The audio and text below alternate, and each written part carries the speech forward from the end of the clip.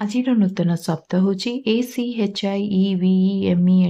ଆକୁ ଆମେ ଉଚ୍ଚାରଣ କରିବା achievement। achievement ଅର୍ଥ ହେଉଛି କୌଣସି ଲକ୍ଷ୍ୟ ପୂରଣ କରିବା। ଓଡ଼ିଆରେ ଅର୍ଥ ହେଉଛି ସାଧନା, ସଫଳତା, ସଫଳ ସମ୍ପାଦନ, ମହତ କାର୍ଯ୍ୟ ସାଧନ କିମ୍ବା କୃତିତ୍ୱପୂର୍ଣ୍ଣ କାର୍ଯ୍ୟ। ଉଦାହରଣ ସ୍ୱରୂପ ବୁଝିବା, winning the prize was A great achievement, ମାନେ ପୁରସ୍କାର ଜିତିବା ଏକ ମହାନ ସଫଳତା ଥିଲା। ୱିନିଂର ଅର୍ଥ ହେଉଛି ଜିତିବା, ପ୍ରାଇଜ୍ର ଅର୍ଥ ହେଉଛି ପୁରସ୍କାର, ଗ୍ରେଟ୍ର ଅର୍ଥ ହେଉଛି ମହାନ, ଆଚିଭମେଣ୍ଟର ଅର୍ଥ ହେଉଛି ସଫଳତା।